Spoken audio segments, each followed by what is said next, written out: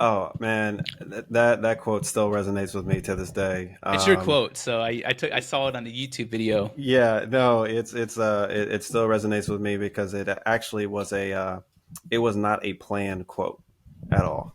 Um, I was in the middle of a panel for a music conference actually. So I'm in a room full of artists, probably 250 plus people within the industry, and someone asked, "Hey, well, what happens when you're too nervous to let something go, or a song that you've been working on, or a project, or a goal?" And so there were three other panelists. They actually spoke first, and I'm sitting there thinking, like, what am I going to say to this? Um, and I just ended up just being transparent and honest and authentic about it. And I said, "Hey, a gift isn't a gift until it's given." And basically, essentially, whatever makes you great, whatever allows you to stand out, you have to release that to the world. Um, what would you rather have? The thing that you always wanted, or upset that it's not the way that you wanted? Yeah. A gift isn't a gift unless it's given. My guest on this episode of Passing the Torch is Mike Sarge, an Atlanta native previously residing in the paradise of Hawaii and currently in Maryland. He is a multi award winning music artist, keynote speaker, and active duty service member. Known for his polished delivery and strong emphasis on cadence and wordplay, his work has been featured on national television shows like All American, Homecoming, and CW's Good Trouble. Mike also runs a successful YouTube channel, Mike Sarge TV, where he facilitates authentic conversations about creating a brand, engaging on social media, mental health, stage performances, and more.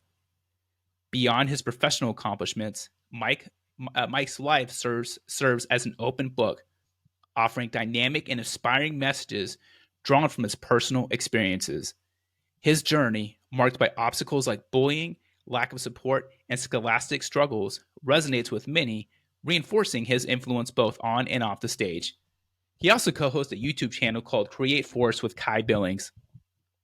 Mike's links will be in the show notes of this episode if you want to check it out. Also, if you're not already subscribed to my podcast, please follow on Apple, Spotify, or wherever you listen. The small action of following goes such a long way with helping passing the torch grow. If you are someone who's already subscribed, thank you so much. I cannot express how truly grateful I am. All right, now time for the show. Without further ado, passing the torch with Mike Sarge starts now. First and foremost, Mike, welcome to the show and thank you for joining me. Not a problem. I'm excited to be here with you. What's going on? Not much. We've been talking for about 10 minutes. And how did you like that quote? Oh man, that quote still resonates with me to this day. It's your quote. So I saw it on the YouTube video. Yeah, no, it still resonates with me because it actually was it was not a planned quote at all. Um, I was in the middle of a panel for a music conference actually. So I'm in a room full of artists, probably 250 plus people within the industry, and someone asked, "Hey, well, what happens when you're too nervous to let something go, or a song that you've been working on, or a project, or a goal?" And so there were three other panelists. They actually spoke first, and I'm sitting there thinking, like, what am I going to say to this? Um, and I just ended up just being transparent and honest and authentic about it. And I said, "Hey, a gift isn't a gift until it's given." And basically, essentially, whatever makes you great, whatever allows you to stand out, you have to release that to the world. Um, and in that specific quote, I was saying that, hey, as a music artist, writing the music is what helped you deal with that issue or deal with that pain, hurt, etc. But releasing it to the world is what's going to help other people heal. And so that goes beyond just the scope of music. That goes into your personality. That goes into what you're good at, how you talk to people, how you treat people. There's something that causes you to shine a light on other people, and we can't continue to hold that light from people out of fear, because then we're not truly separating ourselves. And so that's where that quote came from. A gift is not a gift unless it's given.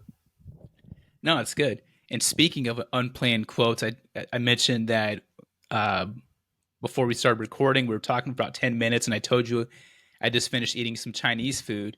And I'm going to read a quote from a fortune cookie that and it says, "Don't let others define your success." So I'm going to Hmm. use that as a segue to a question and something you just were talking about. What do you feel like you're besides music? What do you feel like what is your gift that you're giving and sharing with the world?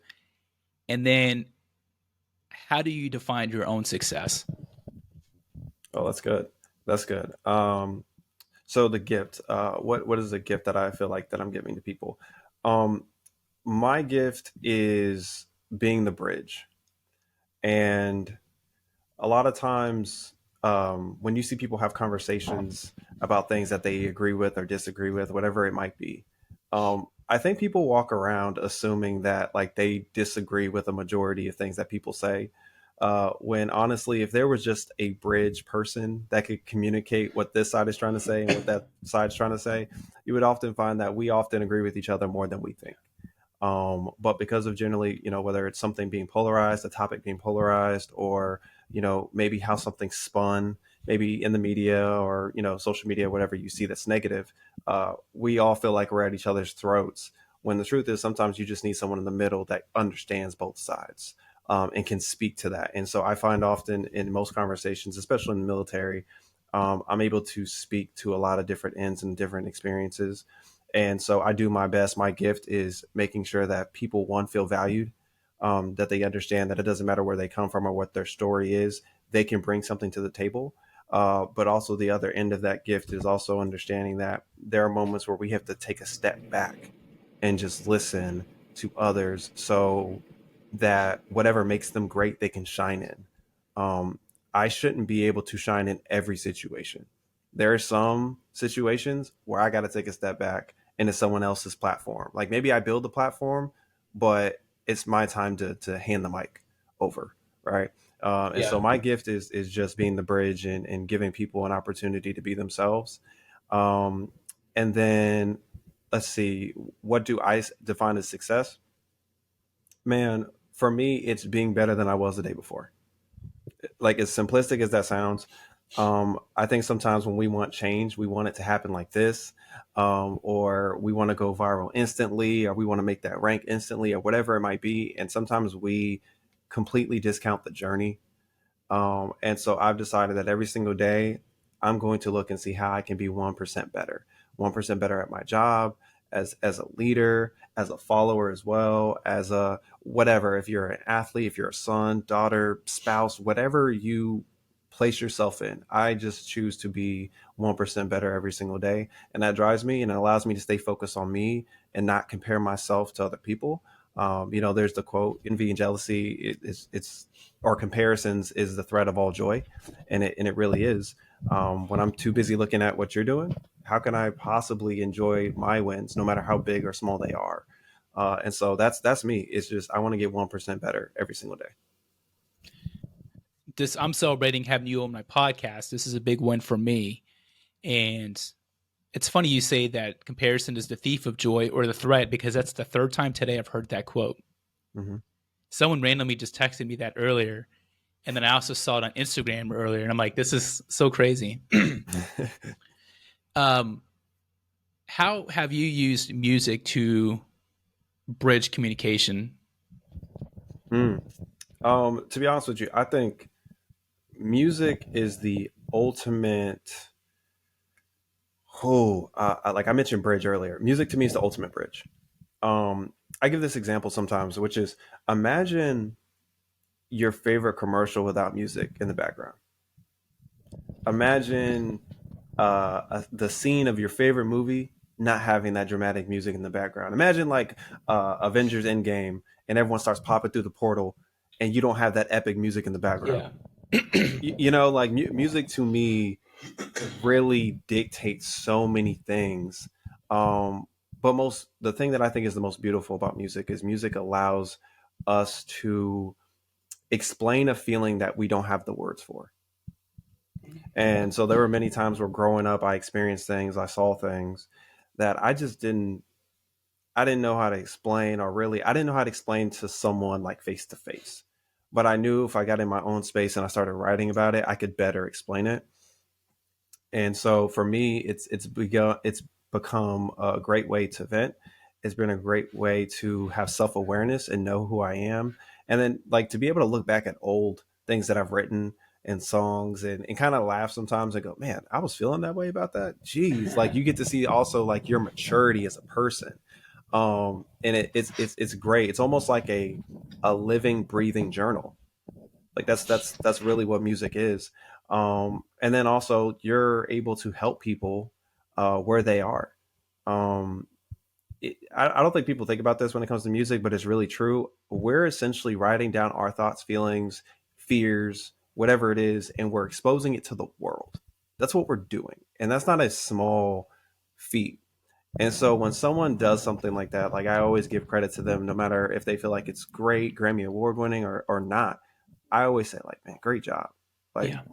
great job, because the amount of strength that you have to do that, knowing your family, your friends, your exes, whoever can judge you on that, it's a big deal. So for me, it's like a breath of fresh air. Like music has allowed me to truly open up, grow, and learn about the people around me as well. So it's been great. No, well said. And I'm not a singer, so podcasting is my form of music that allows me to bridge that communication because it's the same type of mindset. And I even think about the Grammys recently because there was Tracy Chapman and Luke Combs just singing "Fast Car," and it was just such a beautiful rendition and just two different types of genres, but it was just great. I wanted to ask you, please discuss CRE8 FORCE because that's really what kind of spawned this podcast episode was I just saw something you guys posted like a couple weeks ago, and then I started following you, and it's really good stuff. And I just want to make sure you guys get your kudos and your flowers and all that. So yeah, please discuss CRE8 FORCE and shout out to Kai Billings. Yeah, no, I appreciate it. For sure. Man, create is something that me, myself, and my partner Kai Billings, as you mentioned, crafted so that we could better help leaders with crucial conversations. Um, the background, essentially, everyone's aware of what happened in 2020, whether it's the murder of George Floyd, Breonna Taylor. Obviously, there were protests, COVID-19, just a whole bunch of stuff that was happening in that year. And something that was made very clear, especially if you're someone that serves in the military, is that our leaders were not all leaders were prepared to have those conversations, and that's okay. Like that's okay. Um, and over time, even once we started having the conversations, I just kept thinking, like, what if this happened again? What if something major happened again? Would we still scramble all over again? And so there was a program that both myself and Kai were selected to, run by A2A6, called the Level Up program. Yep. Develops leaders. It was great. And a part of that, we had a capstone project. And so CRE8 FORCE was built out of that. And essentially, CRE8 FORCE is like essentially our goal is to equip leaders with the tools and the confidence to have particular conversations. So sure, on one end, we may be talking about inclusive leadership. We may be talking about equity, diversity, right? But on the other end, we have to have the conversations about how we're supporting people. Because a crucial conversation could be as simple as, hey, my pet died this week. It could be as simple as, I'm experiencing a divorce. It could be, I'm dealing with depression.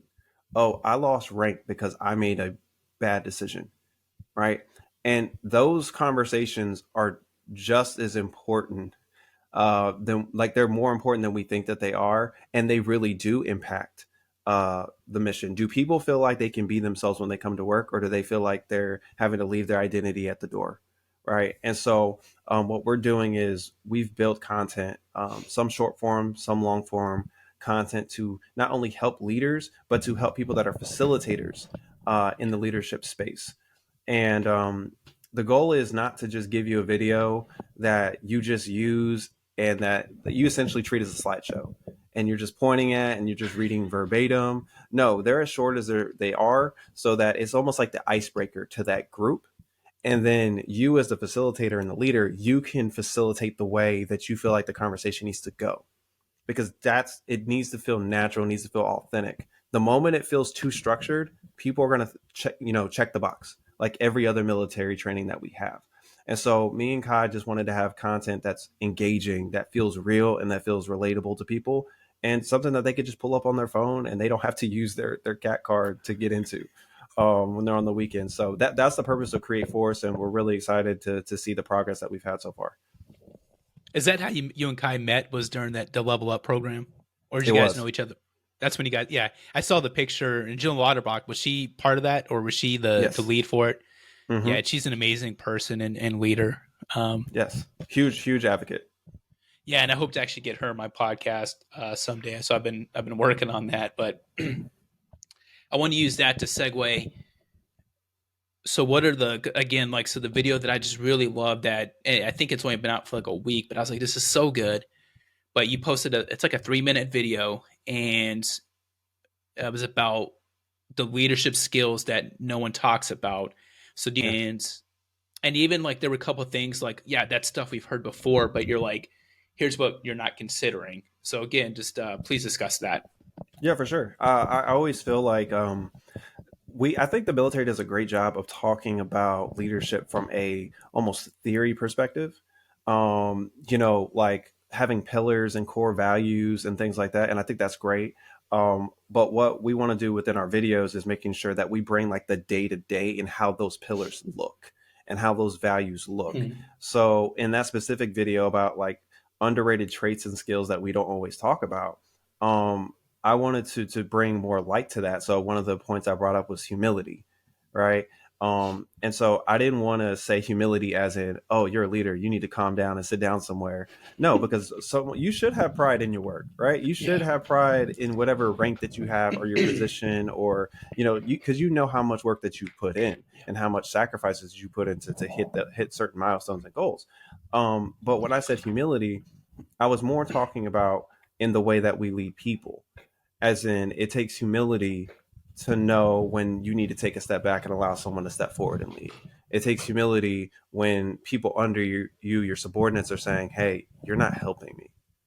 Like, and instead of getting defensive, allowing them to continue to talk and you just own it, that takes humility. So I know humility was one of them. I know charisma was one of them. Being able to move a room and to be able to influence people was one of them. So that video is it's one of our like more proud videos that we're proud of, like really proud of, because we know that one comes off authentic and it doesn't come off too blue or too structured by any means. It just feels real and feels nice. So that was really the purpose of that video. No, what are your recommendations for tools and approaches for leaders that need to navigate the murky waters of change? And then, each generation has their challenge, but things are different. They just are, especially with social media. People have more access. So, yeah, what are your thoughts on that? Yeah. No, that's a good question. I think I'll start with one is, especially when you give the example of like, hey, just walk around and talk to your people.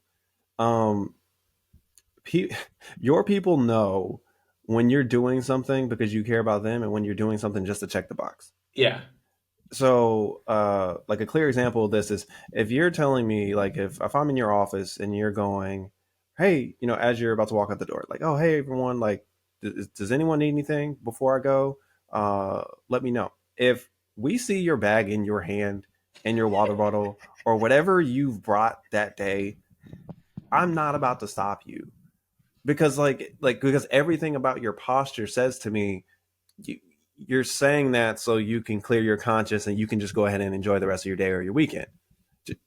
That feels very check the box, right? What I would prefer you to do if you were going to ask that question is you didn't have your stuff in hand, or it wasn't the last 5 minutes of your day, and we know it's the last 5 minutes of your day, right? So like my first thing would be just intentionality. Like, give people, like the phrase is, give people your first fruits, not your bottom seconds. So your first fruits would be probably the first 10 to 20 minutes of your day when you walk in. You said roots as in Your ROOTS. your first, I'm sorry, your first fruits. Oh, fruits. Okay. Fruits. So essentially, like, if you were someone that planted fruits, um, you and someone you knew or cared about, they were trying to make an apple pie, let's just say. I your first fruits would be like the fresh ones that you recently picked, not the ones that have been just chilling in your house. Right. And so the first fruits as a leader would be like the first 10 to 20 minutes of your day when you walk in. So for me, it might just be okay, when I walk in, I put my stuff down. Before I even log in, I'm checking on folks. Right. Like it sets the tone like, hey, before I even open up Outlook and I know I'm gonna have to go through emails, I know I'm gonna have to go through taskers, I know I'm gonna you know how quickly you could just go off, right? Check on your people first then. Check on them first. You know you. So be intentional about that. Also, I would say that in regards to tools and just like best practices, I would also say it's okay to not know everything.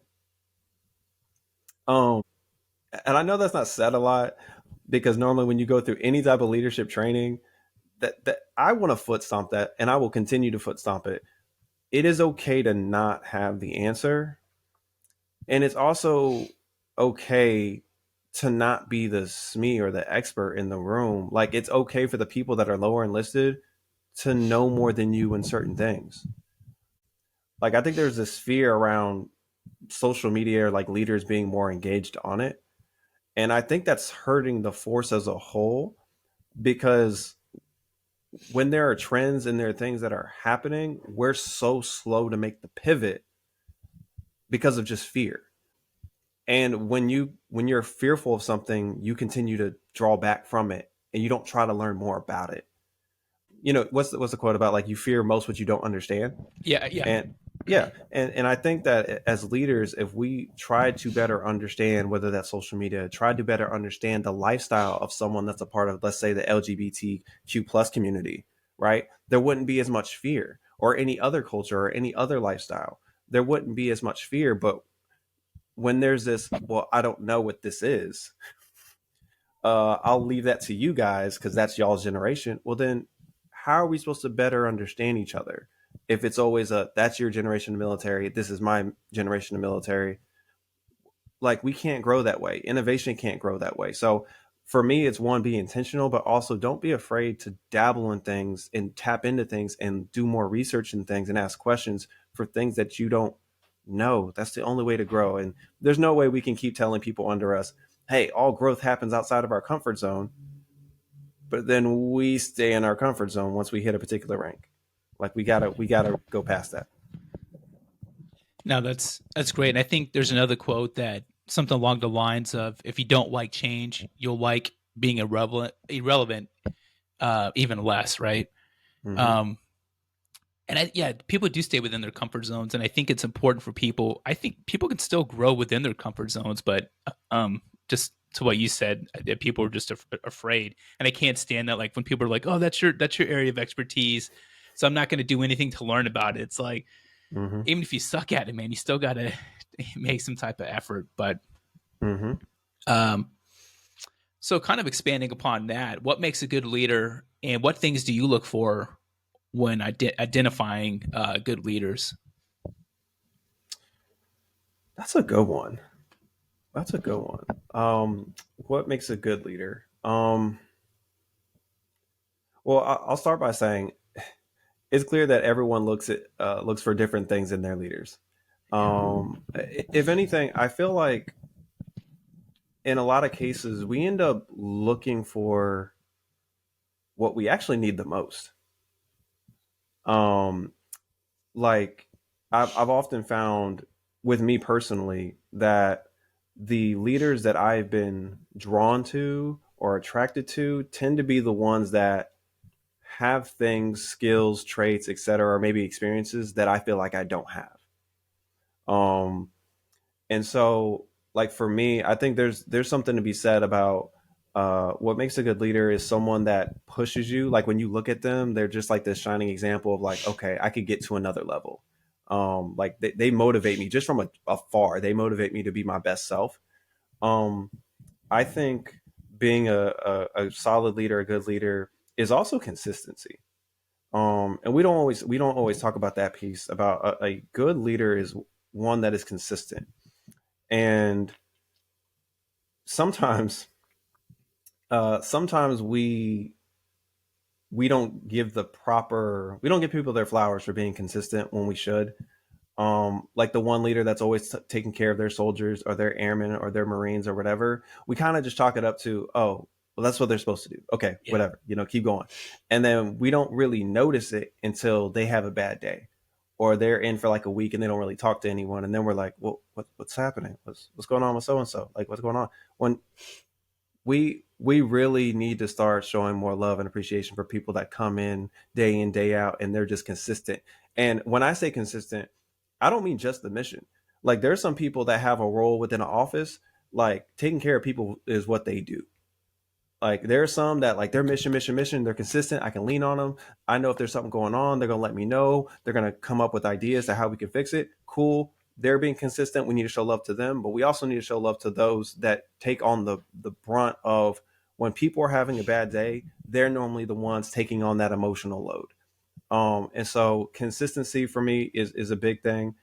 Um, I would probably also say someone that makes a great leader, and you've heard this before, is someone that's just a learner. Someone that just um, even when it doesn't make sense to them, they're like, hey, I don't get it, but I'm willing to learn. Like I'm willing to keep standing by you Yeah. until I get it. And that makes you feel great. Like when you're the person under them, when you're someone that's working for a person like that, that even if they don't know my lifestyle, even if they have never had my experiences or anything like that, to know that I still have an ally, I think that's a big deal. So those to me are kind of like traits and skills of someone that I would consider a great leader. I love that you said consistency because that's something I look for.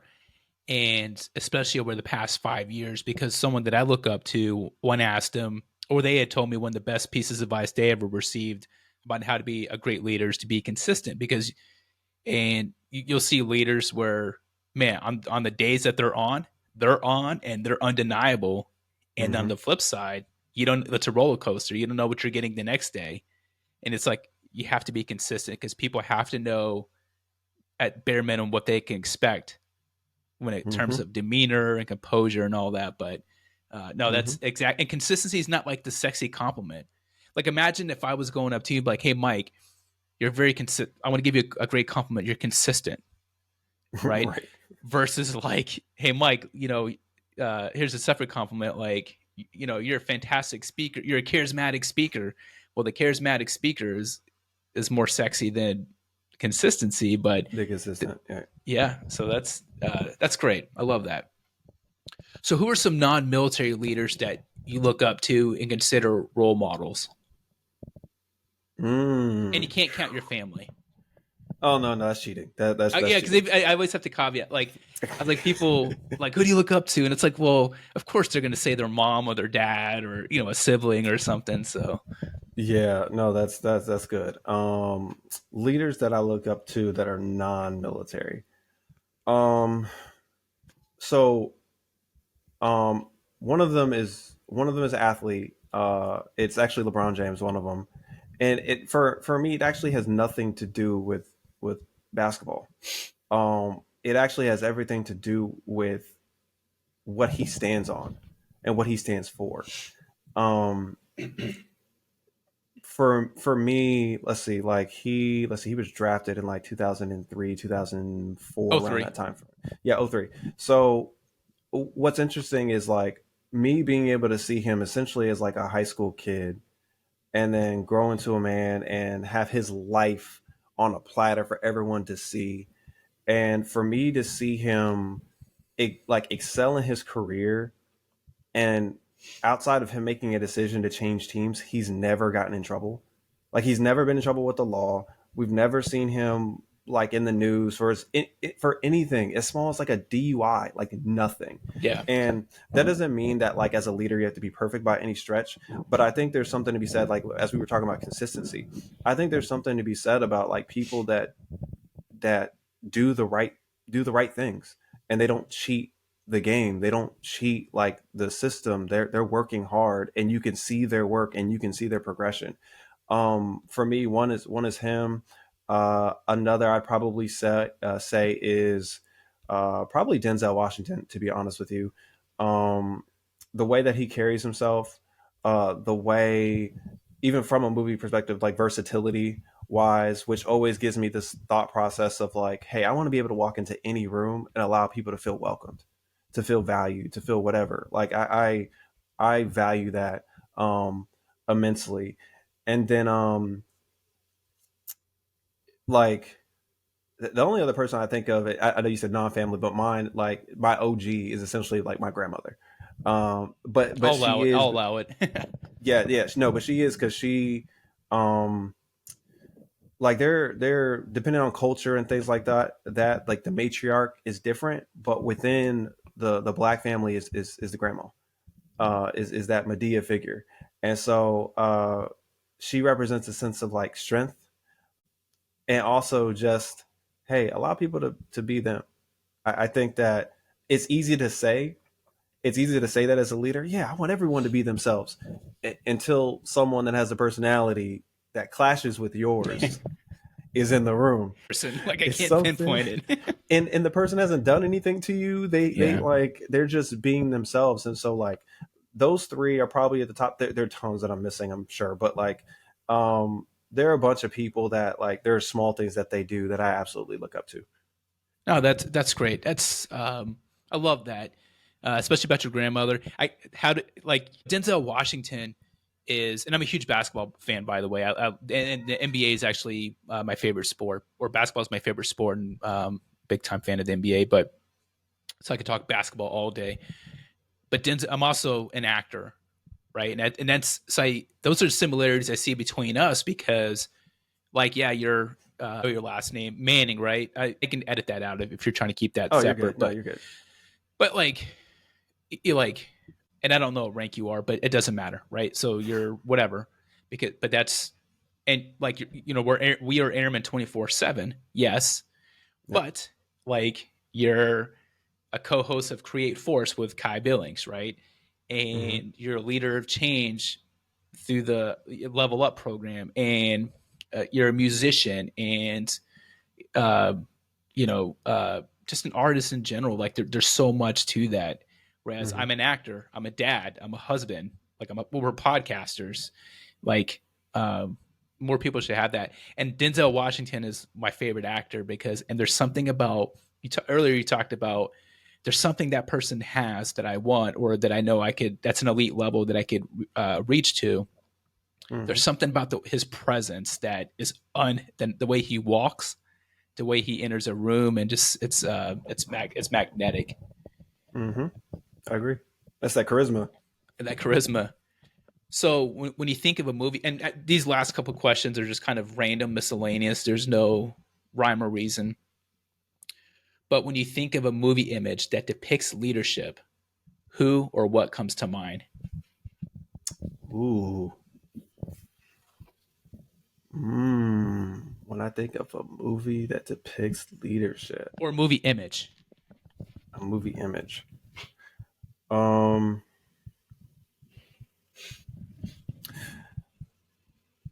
Oh, it's not the movie that I thought was gonna come to my mind, but I actually agree with it. So it's actually The Pursuit of Happiness, with Will Smith. For those that haven't seen it, I definitely encourage you to watch that movie. It's a fantastic movie. Like, Yeah, like um, because I also, the reason why I think that movie's coming to my mind is because leadership, you're a leader regardless if people are under you or not.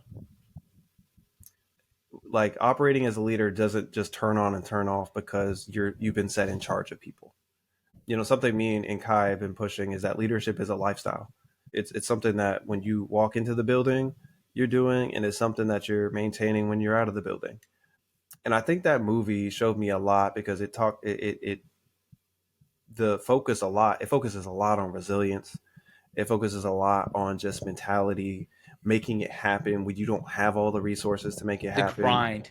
Like, Yeah, just and also like never losing focus of your why, because everyone's why is going to be different. Some people's why is just patriotism. Other people's why is their families, financial standing, education, whatever that is for you within, serving for our country. And that movie for me, I don't know, it just speaks volumes about like character, uh, never quitting, and even like we don't talk about this piece all the time, but even in the moments where you fail, because we don't want to talk about that, but that's also part of the journey. It's not just the, oh, I'm motivated and I'm gonna do this thing, I'm gonna go lose weight, I'm gonna go do that. It's also the yeah, I cheated my diet, I had multiple bags of chips, I haven't been at the gym for a week. Like it's also that piece. Like all of that's part of the journey. And I think that movie encapsulated that as well. So yeah, that's one that comes to my mind for sure when I think leadership. Underrated movie, and it was during that time where Will Smith was on a hot streak with movies because within Yeah. I think like a 7 year period he had that movie, I Robot, which I absolutely love. I Am Legend, another phenomenal movie. So Mm-hmm. anyway, my next random question: which historical figure, can also be fictional, do you most identify with? Ooh. Oh wait, no, no, I know the answer to this. So believe it or not, it's oh my gosh, don't lose the name. Oh, so it's actually a biblical character. Actually, it's Jonah. Um, for people that don't know the story, long story short, essentially, um, in this story, God tells Jonah where he needs to go. Jonah is like, God, nah, I'm good. I'm good on that. He tries to run away, gets on a boat, tries to get as far away from the location as possible. Um, he ends up uh, going overboard, swallowed by a beast, fish, whale, however you want to fill in the blank, and he is in this beast for a while, until at the end, he eventually ends up where he was trying to run away from.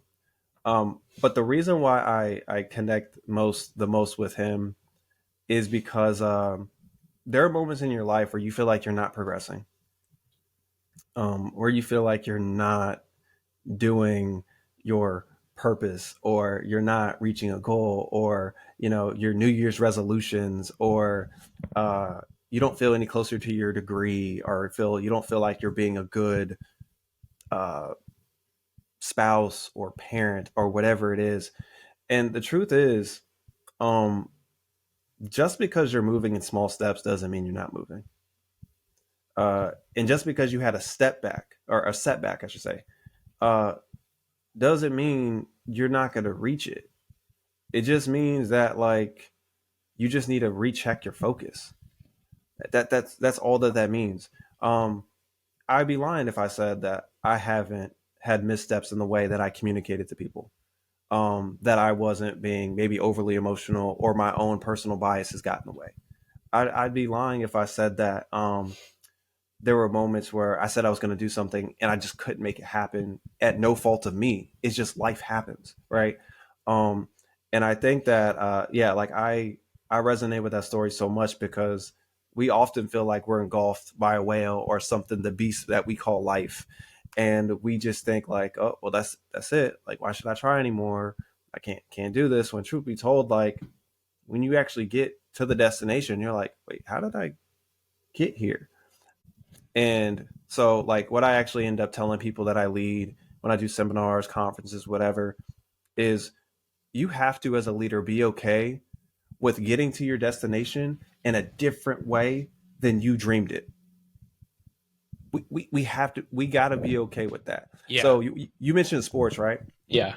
I think right now everyone assumes like you have to go through sports as far as professional in a certain way. You're going to be top high school player in the country, then you're going to go to a D1 college, then you're going to go pro. There are plenty of people that started at a D2, still found their way in the league. There's some people that went undrafted, still made it in the league. Where And Brock so Purdy was the last player selected in the draft. the last And then pick, even Patrick Mahomes was like not the starter at Texas Tech. yeah, And I mean, and yeah, when he came out in the draft, started like he was Mitch Trubisky and Deshaun Watson were drafted ahead of him, I think, in the 2017 draft. And hmm who wouldn't want Patrick Mahomes right now, right? exactly, yeah. And we so like my point to people is it's okay to get to your destination in the way that's not how you planned. Like that's okay. Like I always thought that like the way the things that I'm doing now, I always thought it would look completely different, like completely different. Um, but I'm here. I'm living my best life. I'm doing well for myself, but it in no way, shape, or form was in the way that I thought it was going to happen.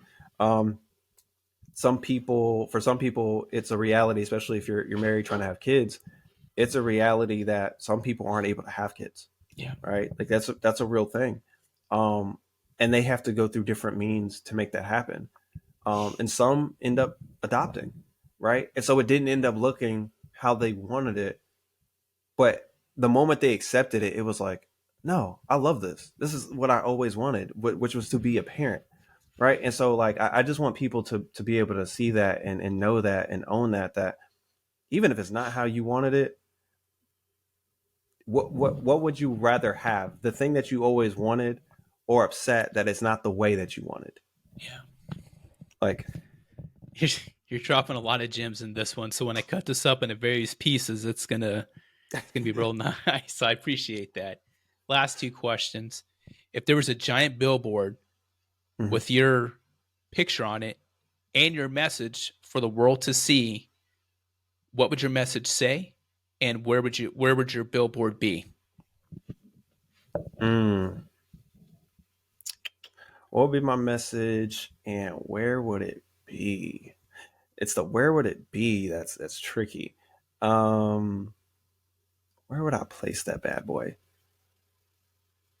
Where would this message be? Okay, I got it. So my message would be, you are enough. Uh, Flaws, strengths, past, present, where it don't matter. Uh, you're enough. Um, you're built for it, even if your current situation don't look like it yet.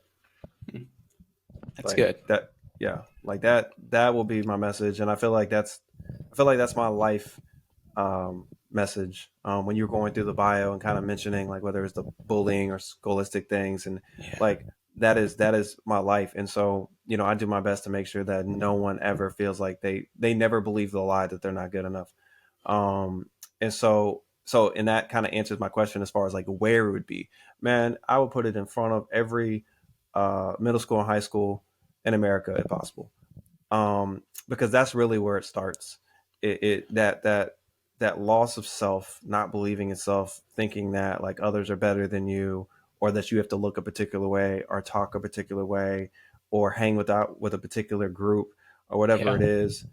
Like I and which is hurt, which hurts people, but also impacts them as adults, because there are adults right now that are still hurting from things that happened when they were in middle school and high school Yeah. to this day.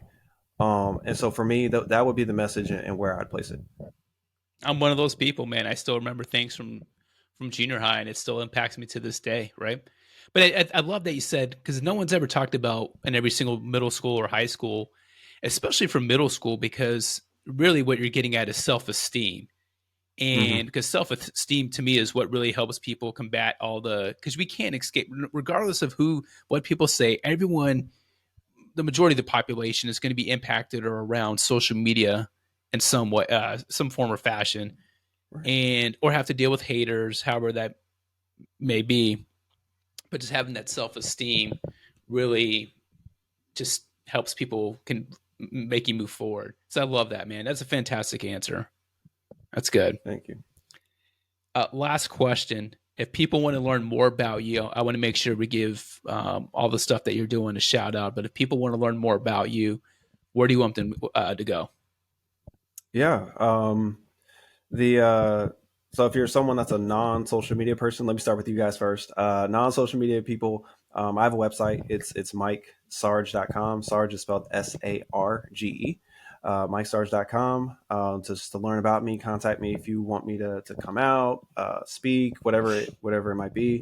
Um, if you are a person that is on social media, the best way to get a hold of me, I'd say, would be Instagram. Same title, Mike space Sarge. I am on Instagram. I am on LinkedIn. I am on uh, TikTok, uh, basically, really any platform that has social media on it, I am on. Same thing with my music under the same name, Mike Sarge. My music is inspirational. So for those of you that have kids and you're like, I don't want to, I don't even cuss about music. Yeah. So yeah, there's that. And honestly, if you're military and you're interested in reaching out to me, I'm not that hard to find. It is Tech Sergeant Mike. Well, don't type in Mike because you won't find me. Michael Manning. It'll probably say Michael Anthony. That's actually my full first name. So Ah, yeah, I'm easy. I'm easy to find, to reach out. I don't care what it is. I don't care if it's leadership focused. I don't care if it's diversity and inclusion focused. I'm here to just support regardless of branch. So if you need me, I'm here. how can I better serve you? That's my bonus question. Better serve me. I think you're helping with that right now. I think it's just continuing to push the message of self worth and what leadership looks like. I'm a big advocate of, if I post something that you guys enjoy, that's encouraging, and you want to support me, um, share it.